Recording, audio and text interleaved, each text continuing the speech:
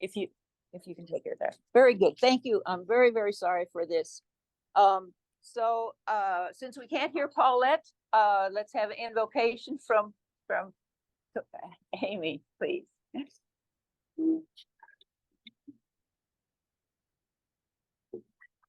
Let us pray together. Lord of the universe, you are Lord of all creation, of the river and the sea and all created things, of the sunshine and of the rain. You are Lord of technology. Even in the midst of all of its challenges today. You are the Lord of us and our lives and the people that we love and care for. You are the Lord of this community and the networks and the organizations and businesses. It is all yours. And so we give you thanks for all of it. And we ask that you make us good stewards of everything that belongs to you. We pray this in your name. Amen. Amen. Thank you very much. Very good. So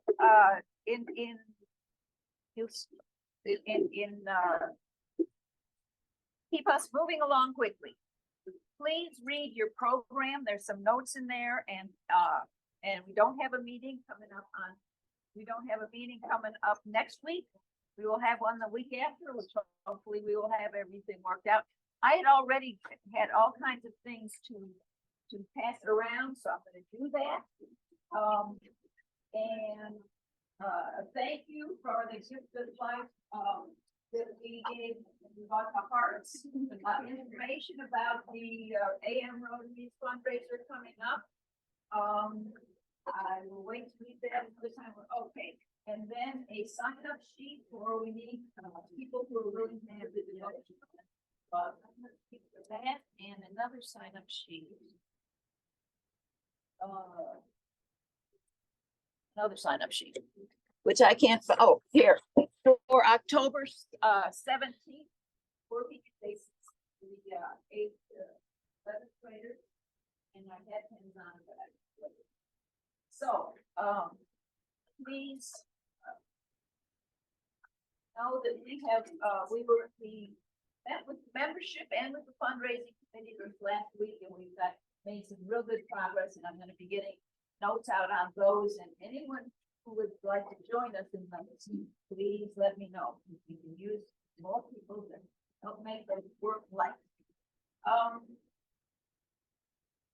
I'm going to pass over what we worked on. We had a lot of activity last week, both in Cummins and at the Latino Heritage Festival.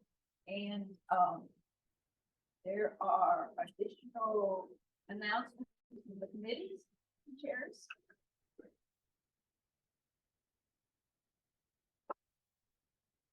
Two things real quick, wearing two hats. The mini golf fundraiser is tentatively scheduled for December 9th.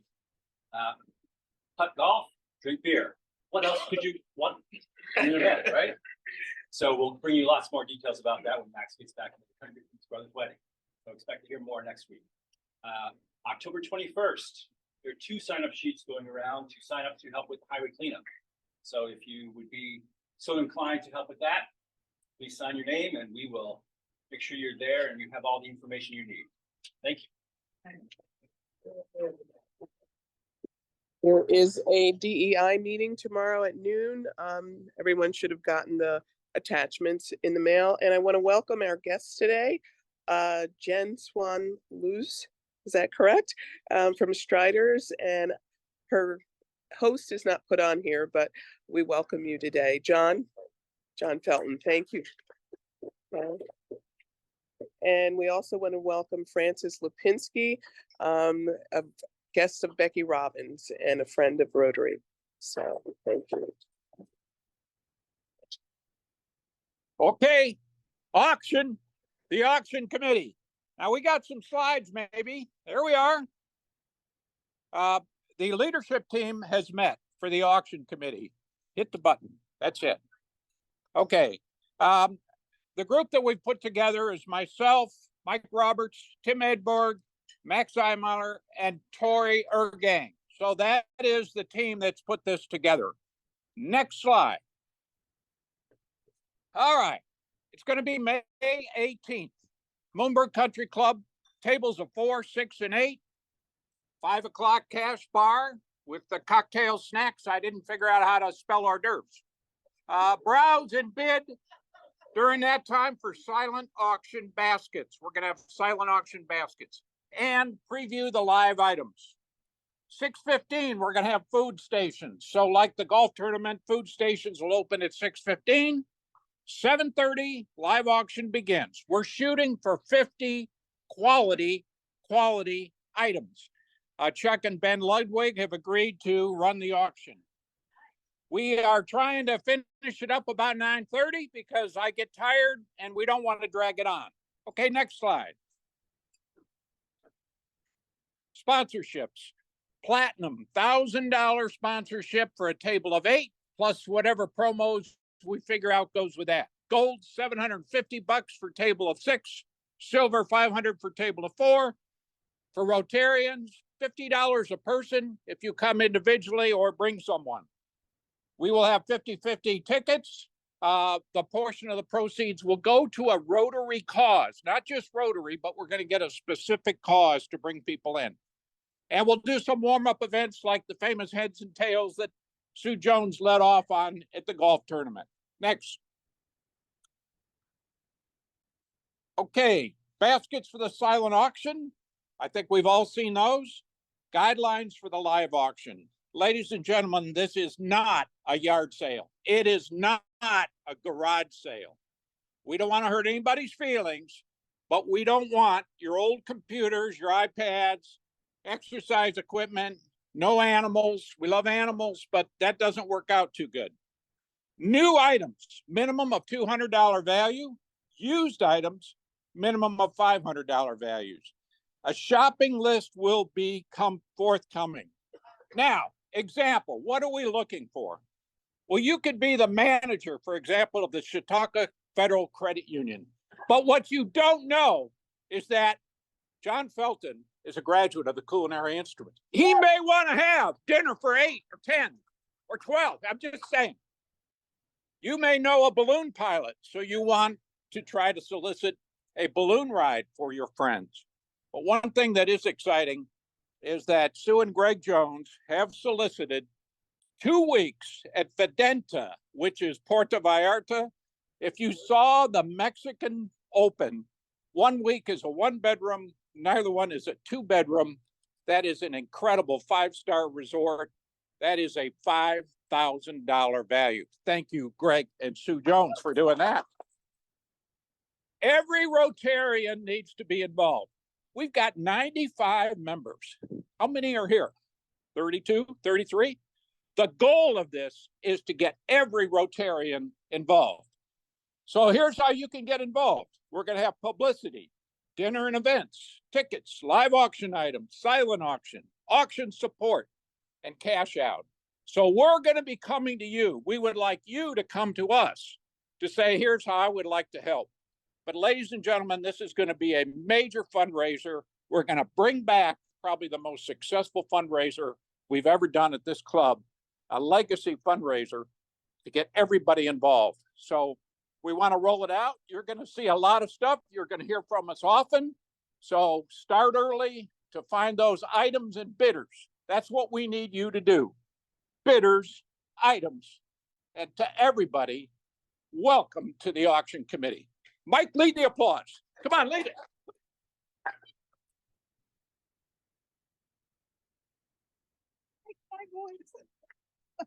Thank you, Vince. Okay, very good. I'm gonna figure out how to stop sharing the screen. Oh, it's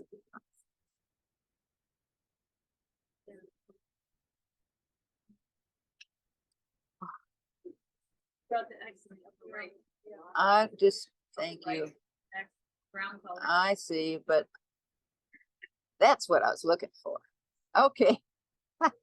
Very good. And now, let's see, where are we? Please get your tickets together for Sharon.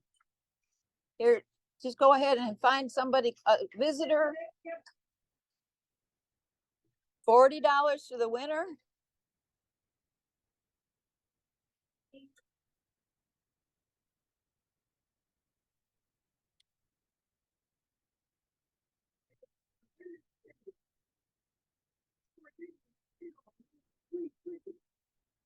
0933 is Amy. All right. Very good. Congratulations. All right. Oh, John, have you got a couple of really quick finds? Sergeant at Arms, John Healy for Doug, who is in Europe.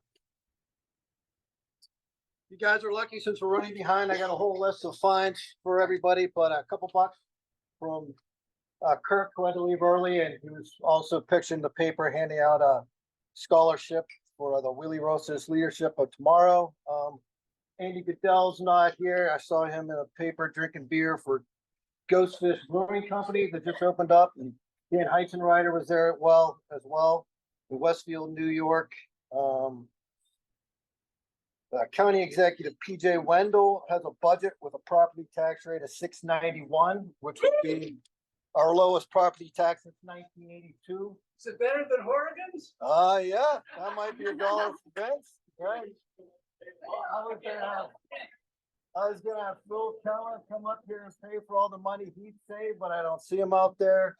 How about any Rotarians? Anybody that was in Rotary in 1982 want to come up and give $1? Wow. Or how about, I don't see Max, anybody born in the 1980s, want to come up and give $1?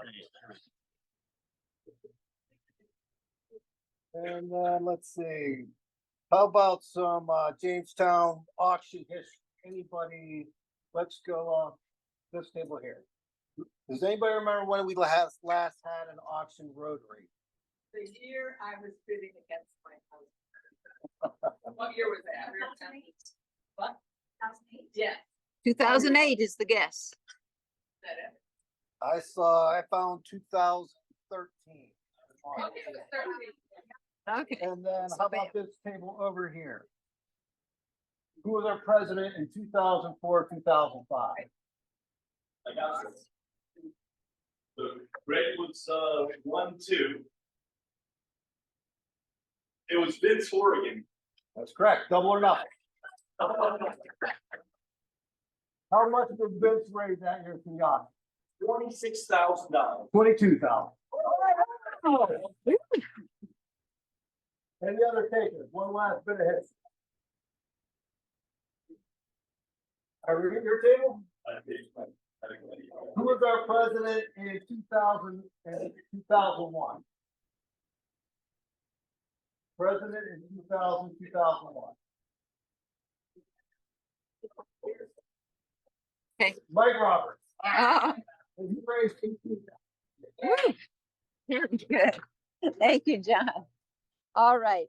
So, if you don't mind, I'll ask you to keep your happy bucks for next time, which will be October the 16th. But right now, Joni, you want to come up and do quickly birthday tables.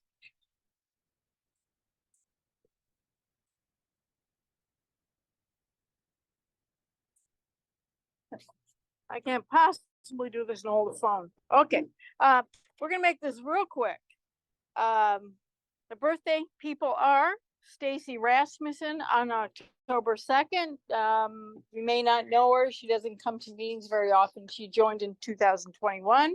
She works at Compeer. Then we have Russ Dietrich, October 9th. Hold on. And I know that Russ joined the club in 1976.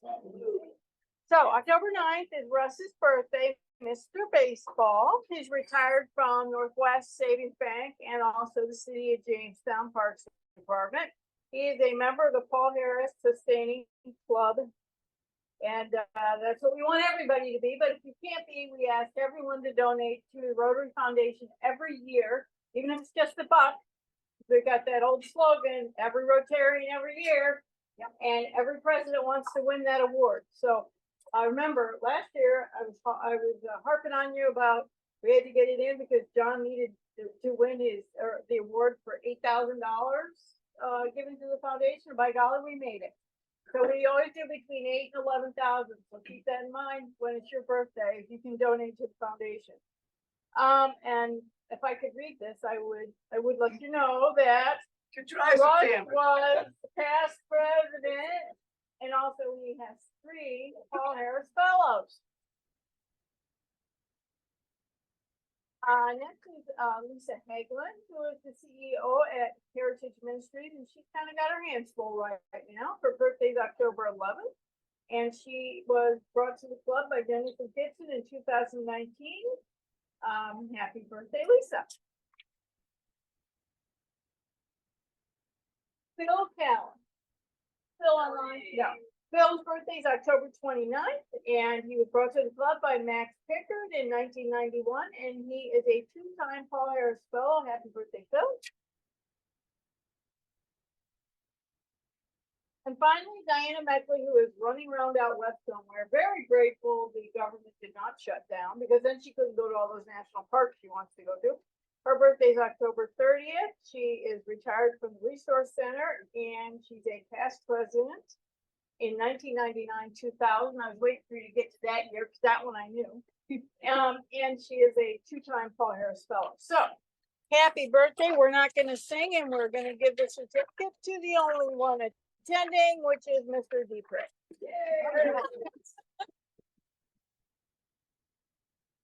Thank you, Joni. All right. Well, unless there's anything else for the good of the order, since I've sort of been skipping around, I'm going to ask Becky to come. Oh, Vince is going to announce. When you need a loudmouth, you know who to call. We're very fortunate today to have Twan Leenders with us, a true scientist. He is the Ecological Restoration Manager of the Chautauqua Watershed Conservancy. He's a biologist from the Netherlands with a degree in animal ecology and lifelong experience in conservation management. For more than 20 years, he's worked with birds, mammals, plants, especially tropical amphibians and reptiles, i.e. snakes, has taken him to various places on the planet. As a former researcher at Yale University's Peabody Museum and other institutions, Twan has taught biology at Sacred Heart University in Fairfield, Connecticut, and led the Science and Conservation Office of the Connecticut Audubon Society. After nearly 10 years at the Roger Tory Peterson Institute, he now applies his expertise to our region with the Chautauqua Watershed Conservancy. I should also add that Twan has authored 2 field guides centering on amphibians and reptiles of Costa Rica, both published by Cornell University Press. He's a herpetologist and an enthusiastic wildlife photographer with years of experience in Central America. We've asked him to come here today to speak about his work with our city and others concerning our Chautauqua River right here in Jamestown. Welcome, Twan. I guess you have to hold it. I know. They get to keep all the credit cards too. All right. All right. See how we're gonna do this best. Let them see you first, and then. Right. Okay. Actually, let me just get the screen share going as Okay. well.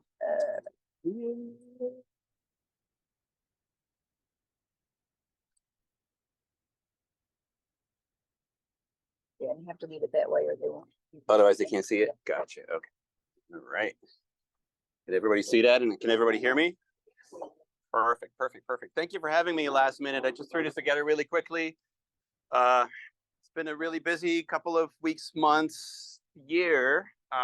So I thought I'd give you a quick heads up on all of the different things, or maybe not even all, a fraction of the things that the Watershed Conservancy has been doing in the last year. So you just have a quick update here. I guess I can't quickly click through these.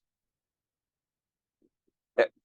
So you probably all know that the Chautauqua Watershed Conservancy is the region's largest land trust, and we're really into land conservation for the sake of protecting the most sensitive watersheds, the most sensitive habitats in the area. And that has not changed. And in the last year alone, we've added 7 new preserves to our portfolio, counting over 190 acres of critical floodplain habitat. Now, some of these are protected because they're just protecting our water sources, but some of those are also more activatable and can turn into really attractive nature parks. So for example, the top left picture is one of our newer preserves, the McCrae-Peckinpah Preserve right on Chautauqua Creek, protecting the nice steelhead runs that are coming down the creek right there. But the bottom picture shows a little bit of our Cassadaga Lakes Nature Park in Cassadaga, which is really nicely centrally located in the county. And we've been building all kinds of cool infrastructure. There's a wildlife viewing blind, a photography blind, walkways, benches. We've got butterfly gardens and all kinds of things going, trying to also get people to come visit these kind of places where it's most feasible. So the conservation part hasn't really changed, but I think in the last year and a half, we've really been adding to what we do, or maybe expanding more in different directions as well. So in terms of conserving habitat, we're also more and more focused on activating these kind of habitats to try to find potential to get more people to use these areas and to really truly be exposed to the natural beauty that we have out here. You know, it's just you don't even have to drive out of the city. It's gorgeous out there right now, right? All the leaves are changing. It's just beautiful. So we need people to truly see that and appreciate that, and hopefully understand a little bit better what's even below that beauty, because it's critically important to all of us, but it's also, I think, a critically important driver for the economy of this region going forward. So we want it to be, oh, I keep hitting this button, but it doesn't work that way. I won't bore you with this for too long. This is sort of the sciencey brain that I couldn't turn off. What we've been trying to do in the last year is actually try to come up with as objective as possible measure to identify across the entire county what are the most important ecological areas that we should be protecting, rather than sort of reactively protecting areas that become available that people would like us to protect for them. We wanted to truly know, like, if we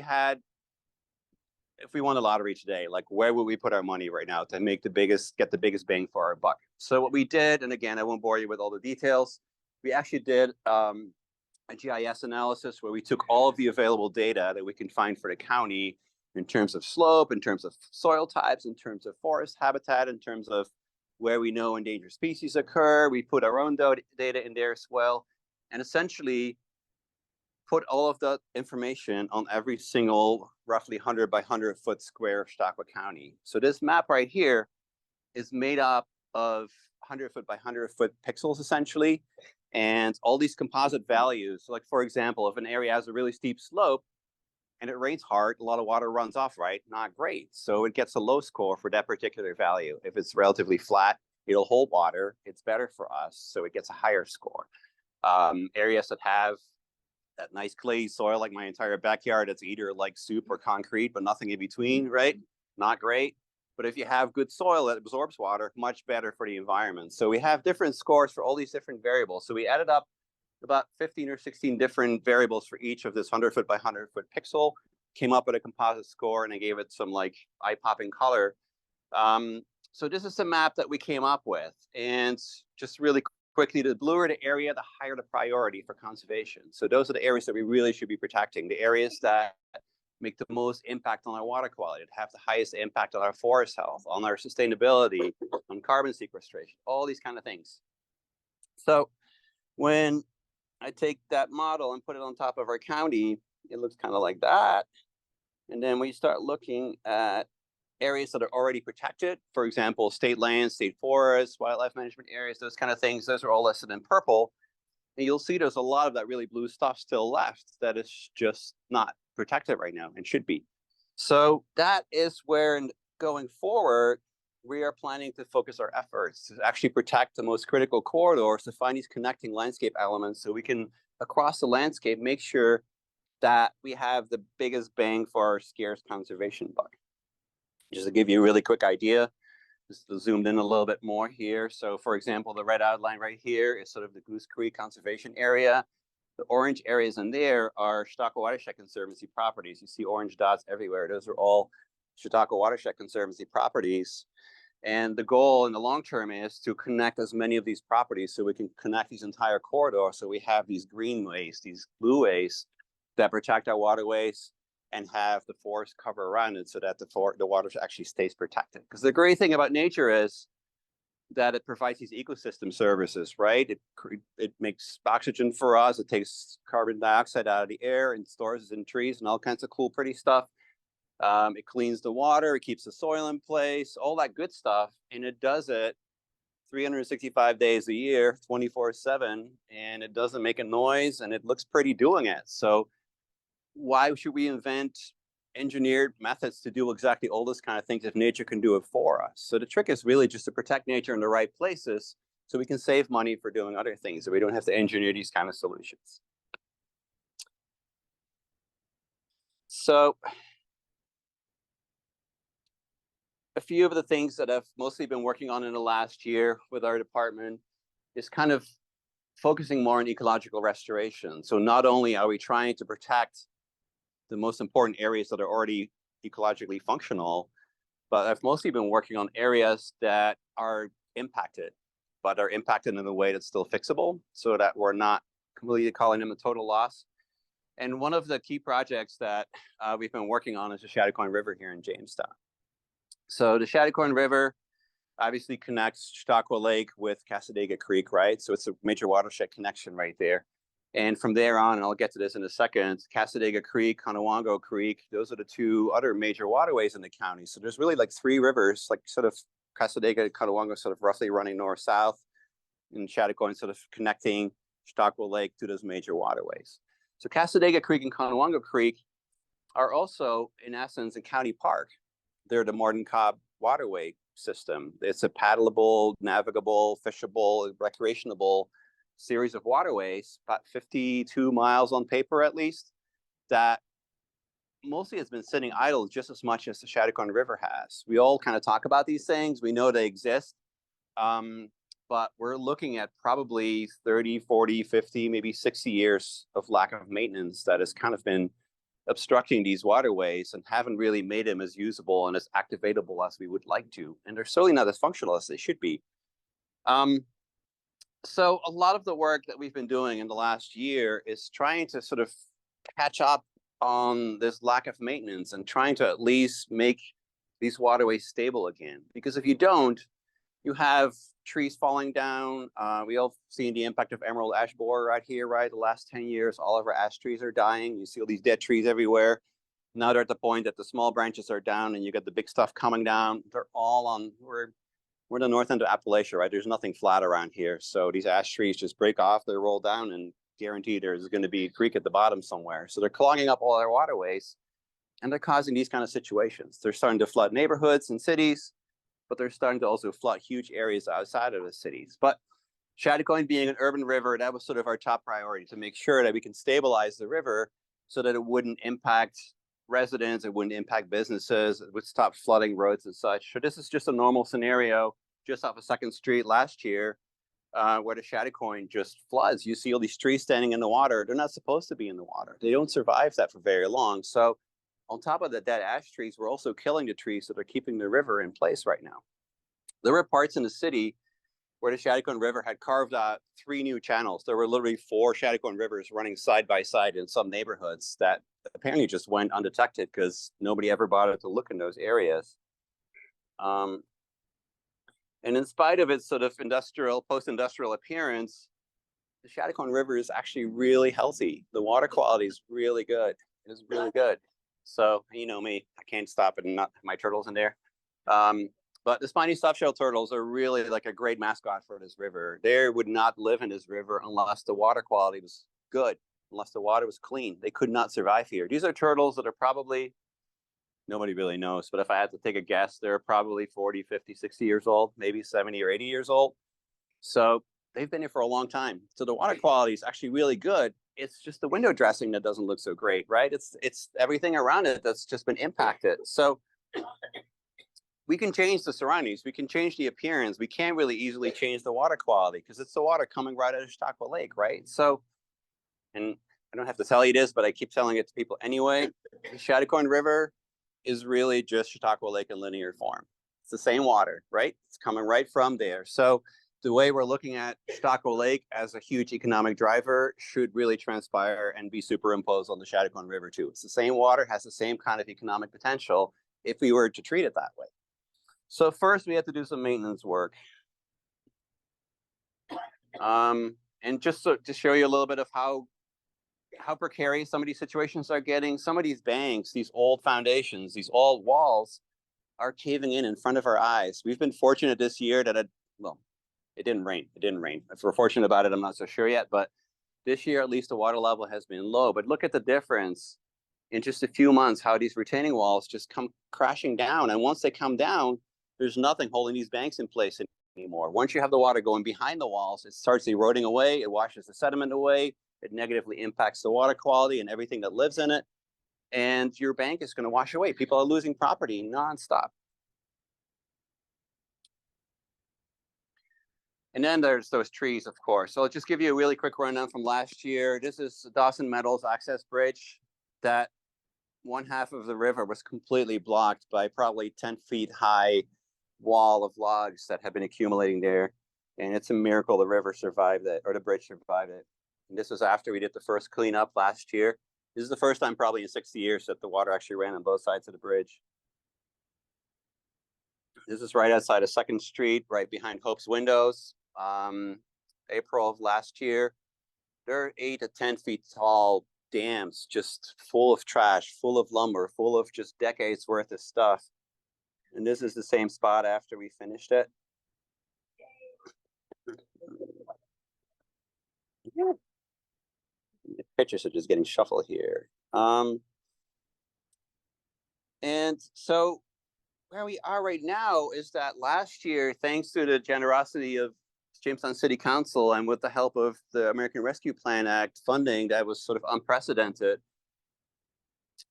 the city really allowed us to do unprecedented things. There were things that should have been done probably for the last several decades, but just weren't. And suddenly we had a chance to just set that straight. So we've been working at this for a year, and the Chautauqua is in probably the best shape it's been in a long time. But what we only did, or were only able to do last year, was really clear out the river bed itself. So the actual bed of the river, removing all the debris and the dead trees.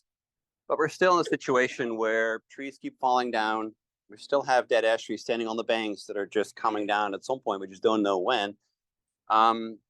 So I just pitched a few weeks ago to City Council to fund a second round of cleaning out the Chautauqua, and this time going higher with the banks and preemptively actually dropping and removing or pruning the trees that have come down since we cleaned it out last year, trees that we know will come down in the foreseeable future that we can tackle now while there's still some funding available.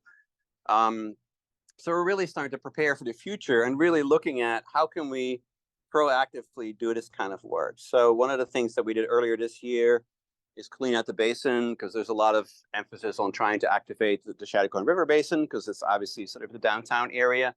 But right at the bottom of the basin were all these old tree stumps and spikes that were still left over, moorings and such, that were a real hazard to navigational activities there. If you would take your kayak out there and the water was on the lower side, like it has been all year now, you would hit one of these things that's just a few inches below the water level. It's really dangerous. There's really dangerous situations in the river that fortunately we've been able to remove. So those were removed earlier this year. And we've really been working with local crews that have gotten so good at this work that we can do this with minimal footprints. We've been able to work with the BPU, work with the dam, where we can remove those 8-foot log jams by actually temporarily lowering the water. We'd close the dam temporarily, lower the water level, drop trees, and a little bit of water was just deep enough that the trees wouldn't embed themselves in the mud, just like in the old days. And then at the end of the day, crews would take all the trees, make them into manageable sized chunks. And we'd set up 4 catch points in the river. And at the end of the day, we'd open the dam again. Everything would come floating down. And we'd catch them at the catch points, and we'd just take little backhoes and just fish it right out. So we moved hundreds of tons of material, and I'd give anybody, you'd be hard pressed to find a footprint even out there. We were able to take all of this out really without making any kind of collateral damage here. But now we need to move ahead.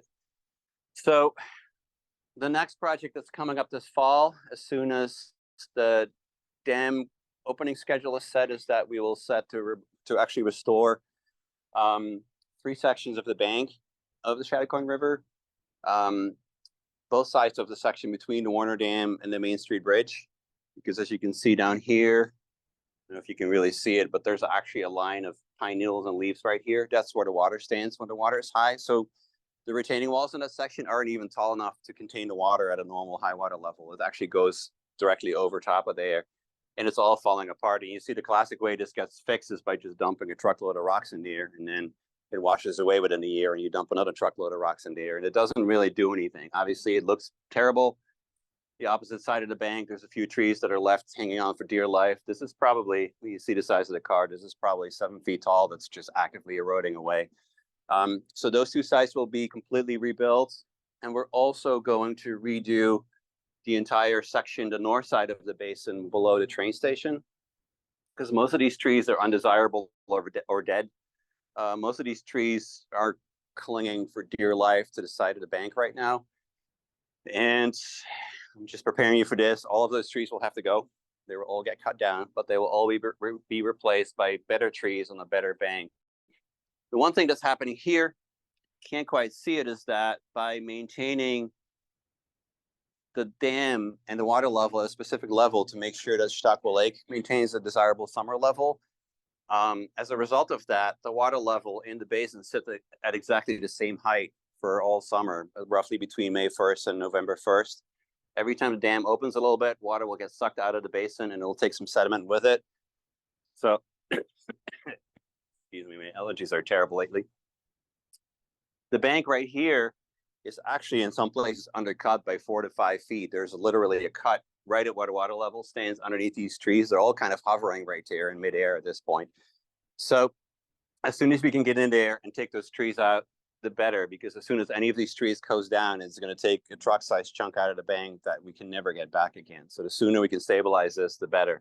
So this is on the docket for later in October, November to stabilize this. So expect some more activity out there. And and then also, hopefully we'll start all this next week. This is sort of the situation in Chautauqua right now. So since we last came through, big trees have fallen over. The Chautauqua River is completely regulated by the Warner Dam. So right now the dam has been closed since mid-April to make sure that Chautauqua Lake keeps the desirable water level. So there's a very low water level in the river. But somewhere in October, the date's not quite set yet, that dam will open to prepare Chautauqua Lake for potential flooding. And at that point, literally like that, the river will start to rage. So if you got trees like that in the water or hovering over the water and the water suddenly goes up 3-4 feet, you can imagine what will happen.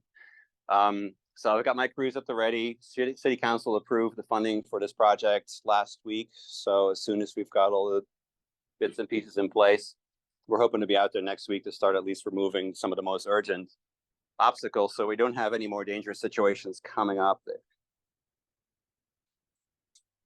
And just to give you a quick idea of what might happen if we did not do this, and thank God City Council was proactive enough. And this is really the mindset we need to get into. You know, it costs money to do this kind of work, but it costs way more money to just wait until things fall apart and then fix it, right? So this is a situation we just fixed up in Falconer on the Chautauqua. This tree right here fell over on January 28th.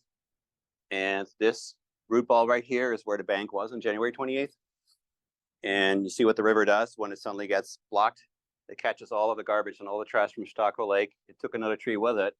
There's probably a 30-foot gap where the river just carved out its new path because it couldn't go over the tree. It went around it. And you can't quite see it, but right on the other side, right below this little bar, is the driveway for Jamestown Container Corp. Good thing that the dam has been closed and we have had no really big rainstorms this summer because their driveway would have been gone. They have dozens and dozens of 18-wheelers coming through there every day. They would have been completely cut off from their supply chain because one tree fell down and we weren't ready for it. So this was actually, we brought this to the Village of Falconer's attention last year. It looked like it was going to be a $10,000 to $15,000 repair job. As soon as that tree went down, right now we have to, we're looking at a $60,000 bill just to buy the rocks to stabilize this. That's not even counting labor or anything like that. This is a $160,000, $170,000 job something because one tree went down when we weren't ready for it. So it pays to be proactive in these kind of things. It really does. And when you already know that your river is already dealing with trees that are down, and you know that the river is going to go up overnight pretty much at some point, then we've got to deal with that. It also pays to be proactive when you're dealing with invasive species. And we know we have lots of invasive species everywhere, but one in particular we've been tackling is the tree of heaven, which is a tree that's been taken over the riverbanks because it's a tree that grows in places where hardly anything else grows. So it likes these sort of post-industrial urban environments. It's a tree that exudes chemicals from its roots and outcompetes everything else. So before you know it, you have nothing but tree of heaven growing there.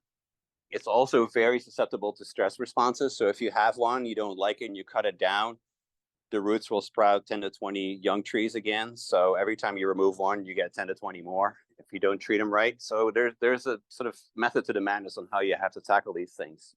Here too, City Council was very amenable to actually providing with funding to chemically treat, herbicide these trees.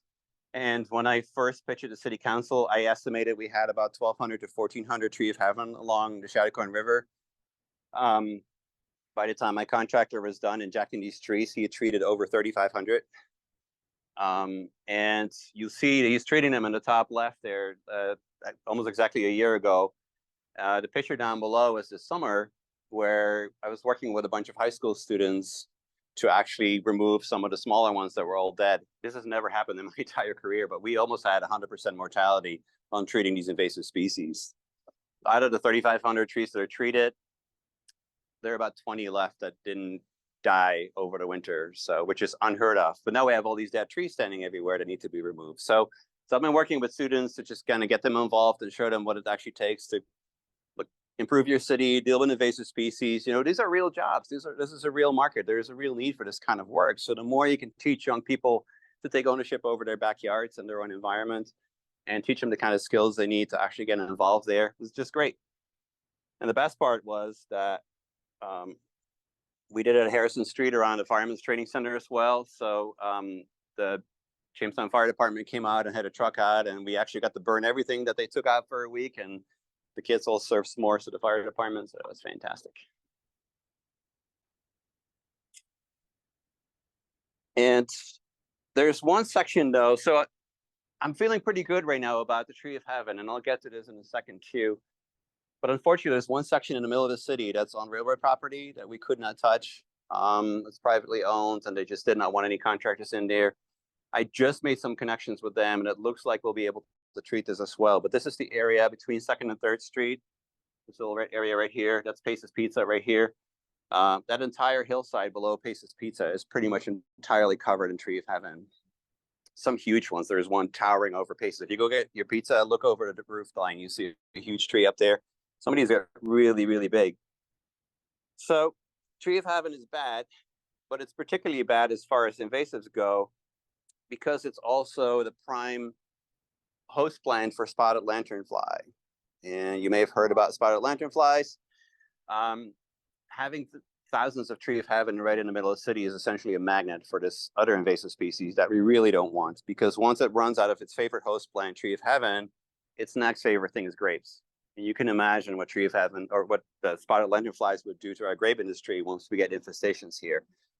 So the few trees that are still standing, I have several early detection traps on there, and I keep monitoring them every week. So far, we have not gotten any spotted lanternflies here in the area. There's one site in Buffalo where they've had 2 years running some sightings. Otherwise, Syracuse and Binghamton are the closest areas where we have spotted lanternflies in New York State. But unfortunately, they're coming up from the south through Pennsylvania as well, and they're coming up hard. I don't know if anybody's been to Pittsburgh this summer. All that stuff on the sidewalk, those are all dead spotted lanternflies. And New York City is not that much different right now. It is awful, awful, awful. Not only are the bugs bad, but they also actually excrete this sugary secretion, and they just sit in the trees by the millions, and they just drip it all down. Everything underneath it gets covered in this sticky mess, and there's a black mold that grows on this stuff again. So cities like Philadelphia, where these spotted lanternflies first started to really explode, they had to double their parks departments just to keep playgrounds and benches and parking areas just serviceable, because they just get covered in this black gunky stuff. So I'm happy to say that Jamestown is ahead of the curve here still. And I can't play this, unfortunately, because maybe I can try it. Let me try this really quickly. I don't know if you can see this.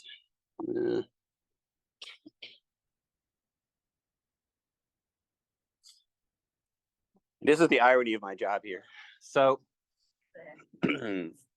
This is obviously right by the Warner Dam, broad daylight, middle of the city.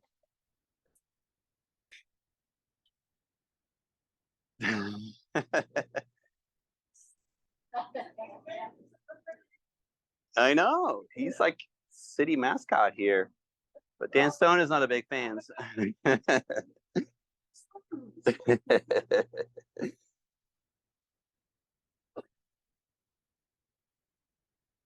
All right, so one of the situations we suddenly find ourselves in is that, like I said, the Chautauqua River is really healthy and it's a real habitat for real wildlife. We have otters, we have beavers, we have 5 different kinds of turtles, we have at least 150 kinds of birds that I've been seeing right in the middle of the city following the river.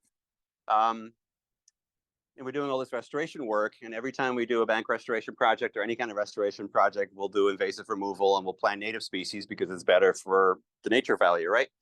But unfortunately, one of the things that sort of hit me recently is that our beaver populations are getting so high in the city, and in part because all of the trees that grow along the river are either invasive species like tree of heaven, which have really soft wood. That's why they're called tree of heaven, because they grow really fast, but the wood is really soft. And beavers need to chew constantly on hardwood to make sure that their teeth don't keep growing. So with all these invasives, there's hardly anything left for them to eat except for the few old trees that we have left along the city riverbanks here, right? So these are trees that are maybe 100 or so years old, and we're losing them because the river is becoming healthier. So it's kind of a double-edged sword. Like every time we plant trees to finish up a restoration project, the biggest trees we can plant are maybe, 2-3 inches in diameter, right? So when you think about that, these are trees that will be that size for our grandchildren, 2 generations from us right now, right?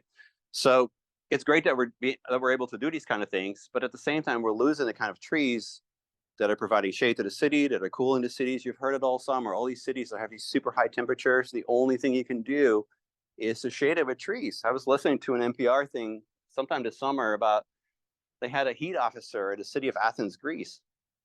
Like that's actually a thing now, to actually hire someone who's in charge of like managing the heat in these giant cities. And I thought, especially in Athens, where, you know, they have 2,500 years of civilization and years of history to like figure this stuff out.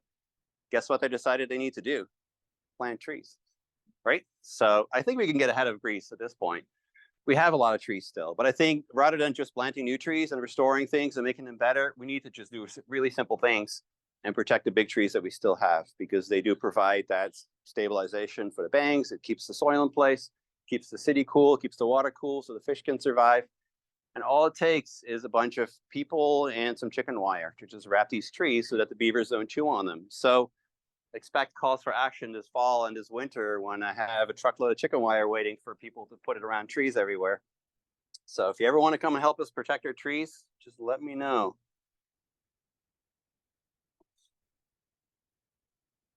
And then there's these other invasives that we're trying to keep at bay. We were just talking about it briefly. This is right in the outlet, so just outside, or actually this is actually probably in the city of Jamestown already. Water chestnut. We're still having a handle on it. We can still remove it manually, but we need to get volunteers out there every year.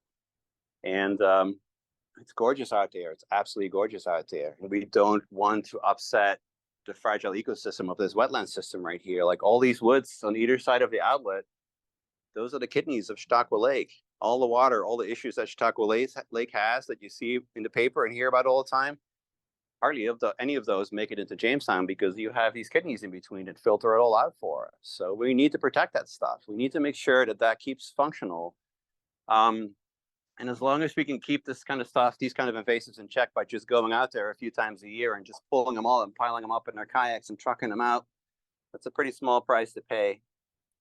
Unfortunately, things are getting more complicated by the day here. Let's see. So the last few weeks I've been dealing with a new invasive that I found last year in 2 places in the lake. It's been in the lake, it's been detected in the lake since 2009.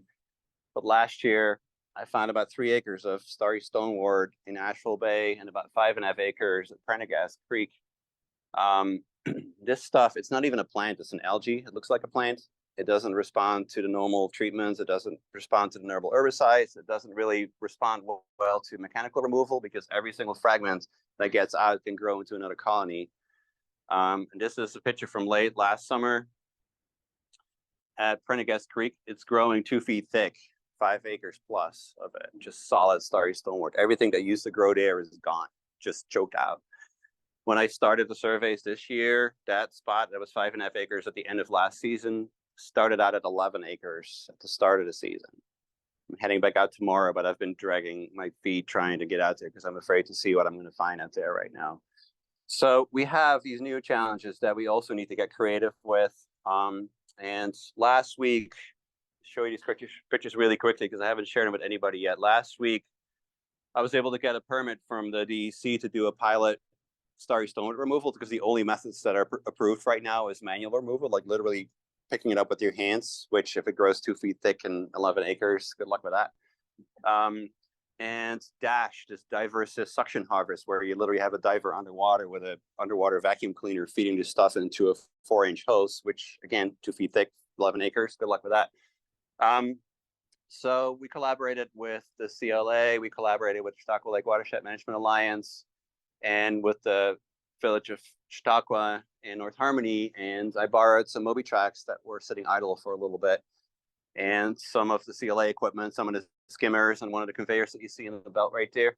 And I got a permit for 1.5 acres of a pilot remover to try something new that's like scaling up what has been permitted so far.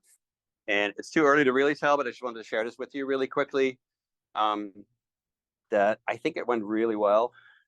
And some of the cool things is that because of the tines, the rakes that we have on the Moby tracks, you can actually rake through existing vegetation and like comb out the starry stonewort and leave the existing healthy vegetation, native vegetation in place. And these Moby tracks are kind of like fine-tuned instruments. If you have the right operators on them, they can just navigate. They can turn these things on a dime. They can go places nobody else can go. And you can see the amount of material that's being pulled up. And just in closing, I just want to show you that orange line is roughly the project area that we have permits for.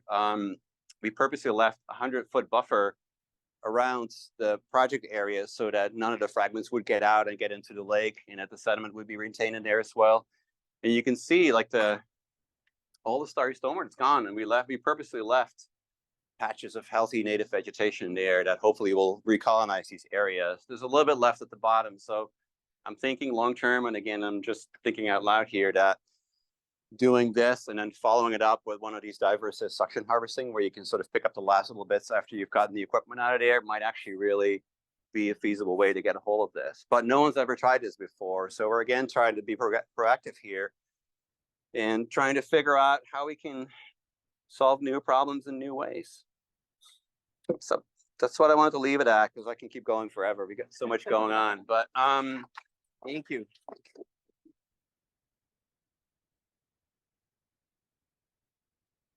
So much. Twan. Sure. I really appreciate it though, because I think we have yes, we apologize for the technical difficulties that we don't really have time for questions, but thank so I'm going to go ahead and adjourn the meeting. Thank you so much. I'll stick around and answer questions I'm if sure you anybody will. I'm sorry. Yes. So thanks to your presentation here today. One of the international Rotary's largest project is the end of polio in the world. And thanks to your presentation, we will be making a donation to inoculate 4 kids who will never experience polio in their lives. Great. Thank you for doing So that. remember that that our theme for this world is create hope in the world. And so I appreciate your being here and thank you, and we're adjourned.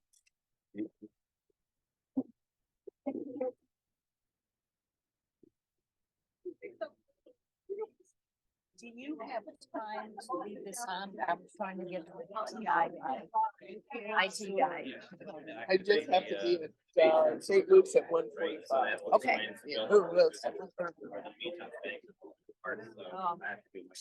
So, okay, so you can. I gotta stop recording. Just a minute. Oh, really? It's very possible. This is actually a time of year where they start to move. Stop the recording.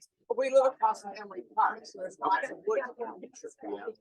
Yeah. Honestly, it's just a matter of time before they get here, but the last